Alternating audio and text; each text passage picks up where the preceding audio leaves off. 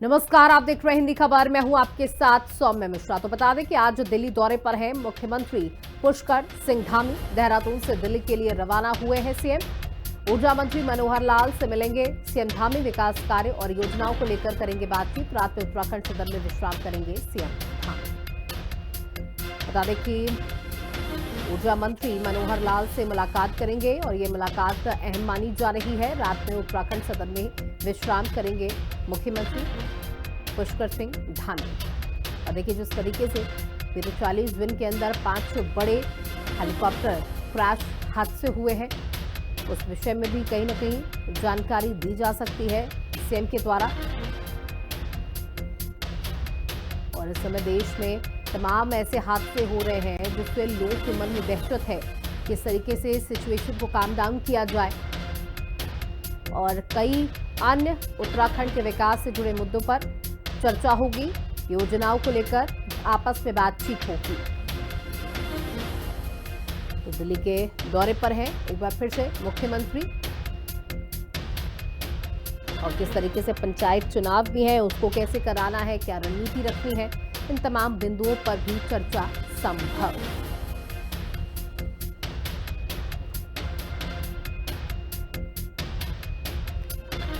तो बता दें कि मुख्यमंत्री पुष्कर सिंह धामी दिल्ली के दौरे पर है। आज रात में उत्तराखंड सदन में विश्राम भी करेंगे और ऊर्जा मंत्री मनोहर लाल से मुलाकात करेंगे। कई विषयों पर चर्चा होगी। उत्तराखंड का विकास मुख्य बिंदु होगा। और हमारे साथ हमारी सहयोगी दीपिका भंडारी उत्तराखंड से जुड़ चुकी हैं। दीपिका, देखिए, मुख्यमंत्री का ये दौरा है। अभी लगातार कुछ महीनों में ताबड़तोड़ दौरे हो रहे हैं दिल्ली को लेकर के मुख्यमंत्री के। माना जा रहा है कि आज ऊर्जा मंत्री से मुलाकात करेंगे। जी बिल्कुल, देखिए, मुख्यमंत्री पुष्कर सिंह धामी दिल्ली दौरे पर हैं। उनका 2 दिवसीय दौरा है। आज लगभग 12 बजे के आसपास जो सीएम धामी है वो दिल्ली के लिए रवाना हुए थे और लगभग 3 बजे के आसपास सीएम धामी जो हैं केंद्रीय ऊर्जा मंत्री मनोहर लाल खट्टर से मुलाकात करेंगे कि जिस तरीके से गर्मी बढ़ रही है और तपिश बढ़ रही है, उस बीच जो है बिजली की खपत भी है वो बढ़ती जा रही है। ऐसे में केंद्रीय ऊर्जा मंत्री से खास बातचीत, विकास कार्य योजनाओं को लेकर, ऊर्जा से संबंधित तमाम मुद्दों को लेकर सीएम धामी जो है आज उनसे मुलाकात करेंगे। इसी के साथ कई और ऐसे केंद्रीय मंत्री हैं जिनसे वो मुलाकात करेंगे। जिस तरीके से चारधाम यात्रा चरम पर है और जिस तरीके से अभी घटना हुई है, हेलीकॉप्टर की वहां क्रैश हुआ है और 7 लोगों की मौत हुई है, तो कहीं ना कहीं अब वहां पर जो रोपवे है उसके निर्माण कार्य को लेकर उस पर जोर दिया जा रहा है कि केदारनाथ में जो है रोपवे जो है उसको बनाया जाएगा आने वाले समय में, ताकि हेलीकॉप्टर जैसी दुर्घटनाओं से बच सके और जो यात्री है वो रोपवे के जरिए केदारनाथ जाए। तो इसको लेकर के भी वो जो केंद्रीय मंत्री है उनसे मुलाकात जो सीएम धामी है वो कर सकते हैं। तो कुल मिलाकर अगर देखा जाए तो सीएम धामी आज जो है 3 बजे के आसपास लगभग केंद्रीय मंत्री ऊर्जा मंत्री से मिलेंगे और रात को दिल्ली में ही विश्राम करेंगे उत्तराखंड सदन में और सुबह फिर उत्तराखंड के लिए रवाना होंगे। तो सीएम धामी का जो दिल्ली दौरा है वो उत्तराखंड के लिए स्वागत भरा रह सकता है और खास भी रह सकता है। बिल्कुल, देखिए, जिस तरीके से बड़ा हेलीकॉप्टर क्रैश हादसा हुआ जिसमें 7 लोगों ने अपनी जान गंवा दी, तो कहीं ना कहीं इस विषय पर भी शायद चर्चा संभव।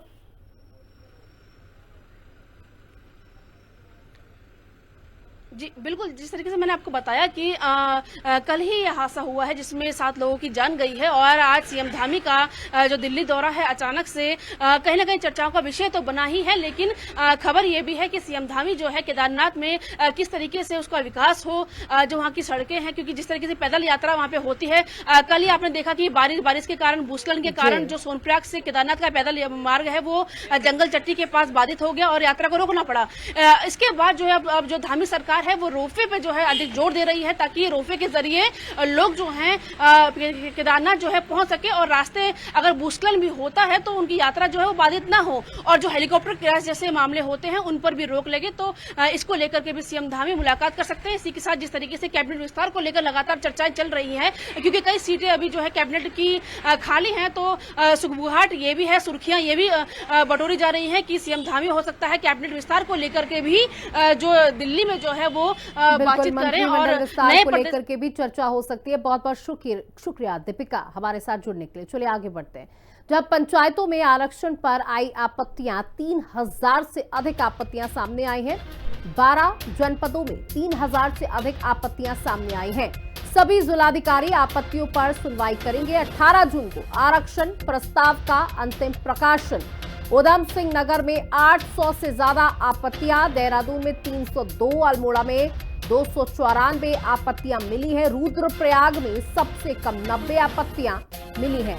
इन सभी आपत्तियों पर जिलाधिकारी निस्तारण करेंगे। देहरादून में 302, रुद्रप्रयाग में सबसे कम 90 आपत्तियां आई हैं। पंचायतों में आरक्षण पर ये आपत्तियां दर्ज कराई गई हैं। वहीं हेली कंपनी आयरन एविएशन के खिलाफ एफआईआर दर्ज कर ली गई है। बता दें कि आयरन एविएशन की उड़ानें तत्काल प्रभाव से सस्पेंड कर दी गई है। परिचालन एसओपी की अनदेखी का आरोप है। आर्यन हेली एविएशन के 2 मैनेजरों पर केस दर्ज किया गया है। कंपनी देगी 5-5 लाख रुपए का मुआवजा। तो बता दें कि अब इन कंपनियों पर भी गाज गिरी है। एफआईआर दर्ज की गई है आर्यन कंपनी के ऊपर। वहीं रुद्रप्रयाग के गौरीकुंड क्षेत्र में रविवार सुबह हुए दर्दनाक हेली हादसे में 7 लोगों ने अपनी जान गंवा दी। 23 महीने की एक बच्ची भी इसमें शामिल थी। केदारनाथ रूट पर आर्यन कंपनी का हेलीकॉप्टर क्रैश होने से यह दुर्घटना हुई।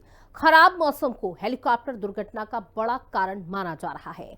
हेलीकॉप्टर दुर्घटना पर दुख जताते हुए मुख्यमंत्री पुष्कर सिंह धामी ने हेलीकॉप्टर संचालन को लेकर कड़े निर्देश जारी किए। वहीं इस हादसे को लेकर कांग्रेस ने सरकार पर जमकर निशाना साधा है। रुद्रप्रयाग एयर हादसे ने ली 7 की जान। मुनाफाखोर हेली कंपनियां कब लगेगी लगाम? नियमों को ताक पर रख उड़ रहे हेलीकॉप्टर, कब कार्रवाई होगी हादसे के दोषियों पर? केदारनाथ में हेली कंपनियों की मनमानी एक बार फिर जिंदगी पर भारी पड़ी है। गौरीकुंड क्षेत्र में रविवार सुबह दर्दनाक हादसा हुआ है। केदारनाथ रूट पर आर्यन कंपनी का एक हेलीकॉप्टर क्रैश हो गया। हादसे में हेलीकॉप्टर के कैप्टन सहित सवार सभी 7 लोगों की मौत हो गई। मृतकों में 23 महीने की एक बच्ची भी है। सुबह 5:30 बजे के लगभग ये हादसा हुआ। खराब मौसम को हेलीकॉप्टर दुर्घटना का कारण बताया जा रहा है। हादसे के बाद सोमवार तक हेलीकॉप्टर सेवा पर रोक लगा दी गई है। इस यात्रा सीजन में 40 दिन के भीतर ये 5वां हेली हादसा है। 8 मई उत्तरकाशी में गंगनानी के पास हेलीकॉप्टर हादसे में 6 लोगों की मौत। 12 मई बद्रीनाथ में हेलीकॉप्टर का ब्लेड वाहन से टकराया, बड़ा हादसा टला। 17 मई केदारनाथ में हेली एम्बुलेंस की क्रैश लैंडिंग, 3 लोग बाल बाल बचे। 7 जून रुद्रप्रयाग में उड़ान भरते ही नीचे गिरा हेलीकॉप्टर, पायलट घायल। 15 जून रुद्रप्रयाग में गौरीकुंड क्षेत्र में हेलीकॉप्टर दुर्घटनाग्रस्त, 7 की मौत। रुद्रप्रयाग हेली हादसे से राज्य में हेली सेवा संचालन पर गंभीर सवाल खड़े हो रहे हैं। मौसम को दरकिनार कर केदार घाटी, गंगोत्री घाटी में हेलीकॉप्टर उड़ रहे हैं। हेलीकॉप्टर से ज्यादा उड़ान के जरिए नोट छापने की कोशिश में यात्रियों की जान जोखिम में डाली जा रही है। स्थानीय गांव वालों की नींद सुबह हेलीकॉप्टर की आवाज से ही खुलती है। सिंगल इंजन रॉबिन्सन R-22 या 44 4 से 5 करोड़ कीमत के आते हैं। आमतौर पर हेलीकॉप्टर 5 से 20 करोड़ रुपए के होते हैं। जब हादसा होता है तो कंपनी को सीधा लाभ मिलता है। दुर्घटना बीमा 20 करोड़ रुपए का होता है। जान किसी की भी जाए, एविएशन कंपनी को करोड़ों का लाभ मिल जाता है। रुद्रप्रयाग हेली हादसे पर सख्त मुख्यमंत्री पुष्कर सिंह धामी ने हेलीकॉप्टर संचालन को लेकर कड़े निर्देश जारी किए हैं। मुख्यमंत्री ने हादसे के बाद शासन, यूकाडा और DGCA के अधिकारियों के साथ हाई लेवल बैठक कर कहा है कि प्रदेश में हेली सेवाओं के संचालन के लिए सख्त SOP तैयार की जाए, जिसमें हेलीकॉप्टर की तकनीकी स्थिति की पूरी जांच और उड़ान से पहले मौसम की सटीक जानकारी लेना जरूरी किया जाए। 4 धाम में लगे सभी हेली ऑपरेटरों, पायलटों के अनुभव की जाँच होगी। उच्च हिमालय क्षेत्रों में उड़ान के अनुभव की जाँच होगी। देहरादून में एक कॉमन कमांड एवं कोऑर्डिनेशन सेंटर की स्थापना की जाएगी। राज्य में हेली उड़ानों के बेहतर समन्वय और सुरक्षित संचालन के लिए सेंटर। उत्तराखंड के सचिव गृह की अध्यक्षता में एक समिति की जाएगी गठित। जन सुरक्षा को प्राथमिकता देते हुए SOP का प्रारूप बनाएगी समिति। हेली सेवाओं के संचालन के लिए सख्त एडमिनिस्ट्रेटिव एंड टेक्निकल SOP। मुख्यमंत्री धामी ने रुद्रप्रयाग में दुर्घटनाग्रस्त हेलीकॉप्टर के संबंध में उच्च स्तरीय जाँच के आदेश दिए हैं। मुख्यमंत्री ने कहा है कि हादसे के पीछे जिनकी भी लापरवाही पाई जाएगी, उन पर सख्त कार्रवाई होगी। बैठक में निर्देश दिए हैं कि एक सख्त SOP बनाई जाए जिसमें किसी भी कीमत पर जो हमारे डीजीसीए के रूल हैं, मानक हैं, उनके मानकों के साथ किसी भी प्रकार का कोई भी ढिलाई न बरती जाए और जो उच्च हिमालयी क्षेत्र हैं, उच्च हिमालयी क्षेत्रों में चलने वाले पायलटों को उसका अनुभव हो, ये एविएशन कंपनियां भी सुनिश्चित करें। एक कंट्रोल एंड कमांड सेंटर यहाँ पर स्थापित किया जाए और जो इस घटना में दोषी हैं, जिनके कारण से घटना हुई है, उनको तत्काल उनके खिलाफ सख्त कार्रवाई की जाए। वहीं रुद्रप्रयाग हेली हादसे को लेकर कांग्रेस ने सरकार पर सवाल उठाए हैं। कांग्रेस प्रदेश अध्यक्ष करण माहरा ने कहा है कि बार बार केदारनाथ और उत्तराखंड के अन्य क्षेत्रों में हेली संचालन में गंभीर लापरवाही की शिकायत की गई, लेकिन सोई सरकार चेती नहीं, लिहाजा फिर 7 लोगों को अपनी जान से हाथ धोना पड़ा। हेलीकॉप्टर का दुर्घटनाग्रस्त होना निश्चित ही उस ओर को संकेत करता है कि ये सरकार सोई हुई है। 40 दिन के अंदर ये 5वां हेलीकॉप्टर हादसा है और आज के हेलीकॉप्टर हादसे ने ये साबित कर दिया कि बार बार विपक्ष के कहने पर और लोगों के कहने के बावजूद भी सरकार नहीं चेती है और लोगों की जान माल को खतरा है। जिस तरीके से एयर ट्रैफिक कंट्रोल के लिए कोई व्यवस्था नहीं की गई है, निश्चित ही इसके लिए धामी सरकार को कटघरे में खड़ा किया जाना नितांत आवश्यक है। सीएम धामी ने इससे पहले 11 जून को भी हेली कंपनियों को सुरक्षा मानकों के पालन की कड़ी हिदायत दी थी, लेकिन इसके बावजूद मुनाफाखोर हेली कंपनियों की मनमानी जारी रही, जिसका नतीजा ये हुआ कि रुद्रप्रयाग हादसे में 7 लोगों को अपनी जान गंवानी पड़ी। इस हादसे का कारण खराब मौसम बताया जा रहा है। ऐसे में सवाल ये है कि खराब मौसम में इतनी सुबह क्यों हेलीकॉप्टर को उड़ाने की इजाजत दी गई? क्या यूकाडा के अधिकारी हेली कंपनियों की मनमानी पर आंख मूंदे हुए हैं? उच्च हिमालय क्षेत्र में मानकों की धज्जियां उड़ाकर पैसे कमाने की लालच में विक्रम ऑटो की तरह हेलीकॉप्टर का संचालन किया जा रहा है। सवाल ये है कि इस गंभीर लापरवाही की दोषी हेली कंपनियों और इस हादसे के जिम्मेदार अधिकारियों पर कब कार्रवाई होगी? देहरादून से संवाददाता शुभांगी भट्ट और दीपिका भंडारी के साथ ब्यूरो रिपोर्ट, हिंदी खबर। वहीं बीते दिनों अहमदाबाद में विमान हादसा हुआ, वहीं रविवार को उत्तराखंड में भी रुद्रप्रयाग में हेलीकॉप्टर क्रैश हुआ, जिसमें 7 लोगों की मौत हो गई। इस बीच उत्तराखंड में बीजेपी के प्रभारी दुष्यंत कुमार गौतम का हैरान कर देने वाला बयान वायरल हो रहा है। हालांकि ये वीडियो कब का है, इसकी पुष्टि नहीं हुई है। पत्रकारों ने हेलीकॉप्टर क्रैश को लेकर दुष्यंत कुमार गौतम से सवाल किया तो उन्होंने गुस्से में पत्रकारों को जवाब दिया और कहा कि आप लोग ही 2-4 अच्छी योजनाएं चलाएं जिसमें लोग ना मरे। अपनी बात पर जोर देते हुए दुष्यंत कुमार गौतम ने गुस्से में कहा कि अपने हेलीकॉप्टर चला लो, इसमें लोग ना मरे। आप महापुरुष हैं। दुष्यंत कुमार गौतम ने पत्रकारों से ये भी कहा कि सब कुछ आपके हाथ में है, मृत्यु भी। तो लोग मर भी रहे हैं, अब मृत्यु दर भी चलेगी, तो हम तो उसको दुख तो है ही उनका, आपने ये भी कहा, लेकिन हम उनका दुख तो है ही, लेकिन आप चलाइएगा थोड़ी, आप 2-3 अच्छी योजनाएं चलाइएगा, आप उड़ान बनाइए, कुछ हेलीकॉप्टर आप भी चलाइएगा अच्छी, जिसमें ना मरे लोग, गारंटी देके चलाइएगा। कैसे बनेंगे? गारंटी देके चलाइए ना, आप तो महापुरुष हैं, चला सकते हैं, आप भी चला सकते हैं। आप उत्तराखंड में बढ़ते महिला अपराधों को लेकर कांग्रेस ने बेटी बचाओ अभियान शुरू करने का ऐलान किया। महिला कांग्रेस के प्रदेश अध्यक्ष ज्योति रौतेला ने बताया कि हाल ही में दिल्ली में हुए प्रदेश नेतृत्व की बैठक में ये निर्णय लिया गया। कांग्रेस ने तय किया कि प्रदेश की 70 विधानसभाओं में यात्रा निकाली जाएगी, जिसमें महिला अपराधों और बीजेपी सरकार की विफलताओं को लेकर जनता को जागरूक किया जाएगा। अपराधों पे उत्तराखंड की बात आई और उसमें हम लोगों ने सोचा है कि पूरे 70 की 70 विधानसभाओं में जो पिछले 3 साल में और उससे पहले के 5 साल में महिला अपराध लगातार उत्तराखंड में बढ़ रहे हैं, उसमें एक यात्रा निकाली जाए, घर घर तक हम लोग पहुंचे और बताएं कि इस सरकार में महिलाओं के साथ, बेटियों के साथ जो बलात्कार, दुराचार की घटनाएं बढ़ी हैं वो कितनी बड़ी हैं और उसमें सरकार की जो नाकामी है, जो फेलियर्स है, उसके बारे में लोगों को बताएंगे। ये लोगों को पता होना चाहिए कि जो बेटियों के साथ लगातार बलात्कार के केस हो रहे हैं, दुराचार हो रहे हैं, उसमें भाजपा के लोग शामिल हैं। ये सारी बातें लोगों को पता होनी चाहिए कि किस तरीके से भाजपा का चाल चरित्र है और उसमें जो काम करने वाले जो लोग हैं, जो पदाधिकारी हैं, वो भी इन सब चीजों में इन्वॉल्व हैं। Mussoorie taxi car owner association के चुनाव के बाद विजय प्रमाण पत्र न मिलने पर एसोसिएशन के सदस्यों ने चुनाव अधिकारियों को बंधक बना लिया। 10 साल बाद हुए चुनाव में वीरेंद्र सिंह पवार को अध्यक्ष पद पर 282 वोट मिले। चुनाव अधिकारी ने विजेता प्रत्याशियों को प्रमाण पत्र न देने का कारण बताते हुए कहा कि प्रमाण पत्र उप निबंधक से जारी किया जाएगा, लेकिन विजेता प्रत्याशियों और एसोसिएशन सदस्यों ने दबाव डाला, जिसके बाद देर रात अधिकारी ने कागजी प्रमाण पत्र जारी किए।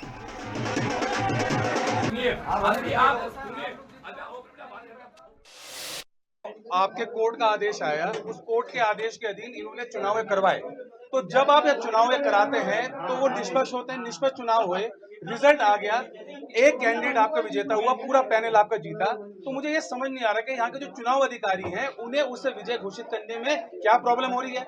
और चाहे आपका छात्र संघ का चुनाव हो, चाहे विधायक का चुनाव हो, चाहे मेंबर पार्लियामेंट का चुनाव हो, चुनाव जीतने के बाद हमेशा सर्टिफिकेट आपका तत्काल मिलता है। यहाँ पर इन्हें आपके विजेता को जीतने का सर्टिफिकेट क्यों नहीं दिया जा रहा है, मैं ये जानना चाहता हूँ। चुनाव अधिकारी बन के आए, इनके पास सर्टिफिकेट नहीं है। हम तब से बोल रहे हैं हमें सर्टिफिकेट दो, हम जीत गए तो हमें सर्टिफिकेट दो ना। कहाँ इनका काउंटिंग चार्ट है जिसमें साइन होने, हमारे जो हारे उनके साइन होने, जो हमारे एजेंट उनके साइन होते हैं, जो रूल है कि नहीं? कहाँ है इनका? कुछ नहीं है। ये कॉपी पेन लेकर कुछ नहीं, और पेटी बंद करके जा रहे हो। वजह ये सब खुले मिले हुए दूसरे दल से। हाँ बिल्कुल, ये तो साजिश, सब साजिश रच रहे हैं लोग। आप माना नहीं जाएगा चुनाव जब तक आपको सर्टिफिकेट नहीं मिलेगा। नहीं, हम नहीं मानेंगे, हम जब तक जाएंगे भी नहीं यहाँ से। इनको जाने देंगे नहीं, इनको भी नहीं जाने देंगे। ठीक है। माननीय कोर्ट के आदेशों के क्रम में हमने इलेक्शन कराए हैं और हमने जो वोट था वो डिक्लेयर कर दिया है। 392 मत पड़े हैं टोटल। अध्यक्ष पद पर विजय सिंह वीरेंद्र सिंह पवार जी 282 मत उनको मिला है। सदस्यों में 6 पदों पर नामांकन प्राप्त हुए थे, जिसमें वीरेंद्र सिंह पवार जी को 247 मत मिले हैं। पूरी चुनाव प्रक्रिया पूरी तरह से जो है निष्पक्ष और पारदर्शी थी। इसमें माननीय न्यायालय के आदेशों का पूर्ण रूप से अनुपालन किया गया है। उनका मैंने सीक्वेंस बता दिया, टोटल किसको कितने मत मिले हैं। इसकी अलग से सूचना कल कार्यालय आदेश जारी करके यहाँ पे हम लोग भिजवा देंगे। मसूरी से देहरादून लौट रहे पर्यटकों और स्थानीय लोगों को भारी ट्रैफिक जाम का सामना करना पड़ा, जब ट्रैफिक पुलिस ने उन्हें पुरानी मसूरी रोड पर डाइवर्ट कर दिया। इससे कोटाल गेट से कालू खेत तक करीब 6 किलोमीटर तक जाम लग गया। पर्यटकों और स्थानीय लोगों का कहना था कि डाइवर्जन के कारण उन्हें घंटों तक जाम में फंसा रहना पड़ा। स्थानीय नागरिकों ने प्रशासन की योजना पर सवाल उठाए और भविष्य में बेहतर ट्रैफिक व्यवस्था की मांग की।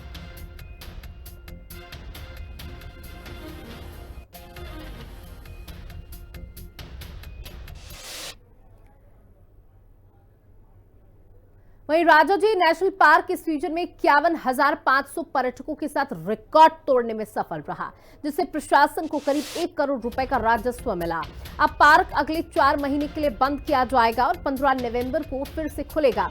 ये कदम पार्क के संरक्षण और वन्य जीव की सुरक्षा के लिए बेहद जरूरी माना जा रहा है।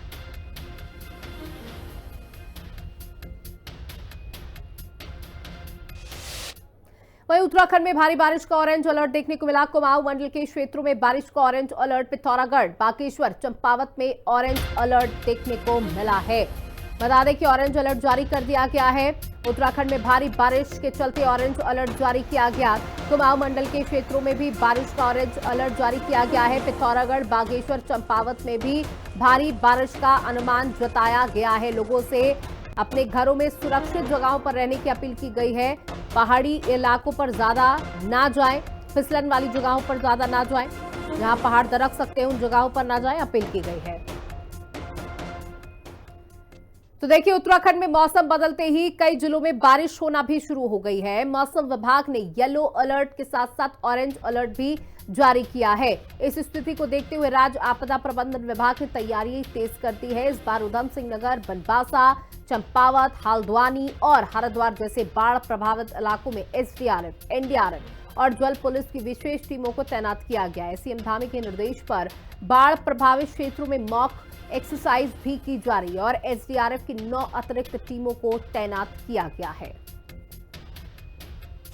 जैसे एसडीआरएफ का है 31 प्लेसेस पे तो नॉर्मली उनका डिप्लॉयमेंट होता है, और खासकर जैसे मानसून के जो टाइम आता है हमारे, जिसमें ज़्यादा भारी वर्षा होती है 15 जून के बाद में, तो उसके लिए हमारे इनके लिए स्पेशल डिप्लॉयमेंट होती है ताकि ये अपने पूरे रिसोर्सेज के साथ में, जैसे कि उधम सिंह नगर का एरिया हो गया, बनबासा हो गया, चंपावत का इलाका है, हल्द्वानी का इलाका है, हरिद्वार का इलाका है, तो यहाँ पे हम जल पुलिस के साथ में NDRF, SDRF जो इनकी जो वाटर से मैनेजमेंट से रिलेटेड जो टीम्स होती हैं, पूरे इक्विपमेंट के साथ में इनको हम पहले ही इनको डिप्लॉय कर लेते हैं। और साथ साथ अभी माननीय मुख्यमंत्री महोदय ने बड़े क्लियर तौर पे निर्देश दिए हैं कि हम इन सभी जिलों में जो भी क्रोनिक एरियाज हैं, जो फ्लड से प्रभावित एरिया हैं, तो उनमें हम पूरी मॉक एक्सरसाइज पूरी प्रॉपर्ली चलाएंगे। SDRF की टोटल 40 टीम्स हैं, 31 टीम्स उनकी स्टेटिक है और 9 टीम्स हमने और लगाई हैं। खबर हरिद्वार से है, जहां तेज हवा और बारिश के चलते हर की पैड़ी के पास सड़क पर एक पेड़ गिर गया। पेड़ गिरने से कई राहगीर श्रद्धालु बाल बाल बचे। बता दें कि ये रास्ता हर वक्त श्रद्धालुओं से भरा रहता है। अगर ये पेड़ किसी राहगीर पर गिर जाता तो बड़ा हादसा हो सकता था। हालांकि कोई बड़ा हादसा होने से बच गया। सूचना मिलते ही फायर ब्रिगेड की टीम मौके पर पहुंची। टीम ने पेड़ को काटकर हटाया।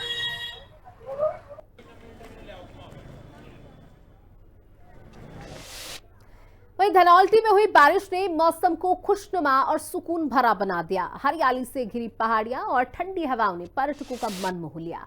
मेरठ से आए निखिल अग्रवाल ने इको पार्क के टॉप पॉइंट से घाटियों का नजारा बेहद खूबसूरत बताया और सभी को धनौल्टी आने का आमंत्रण दिया। बारिश और हरियाली के संगम ने पर्यटकों के चेहरे पर खुशी बिखेर दी।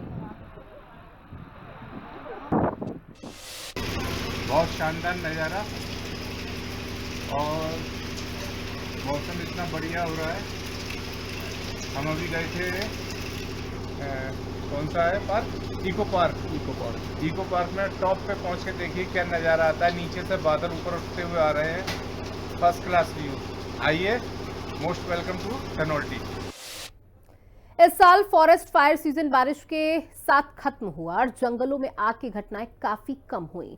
2024 में 216 आग की घटनाएं हुई, जबकि 2023 में ये संख्या 696 थी। इस साल 1706 हेक्टेयर जंगल जलकर खाक हुए, जबकि पिछले साल 821 हेक्टेयर था। बारिश ने नमी बनाए रखी, जिससे आग फैलने में कमी आई। ये उत्तराखंड के लिए एक राहत की खबर।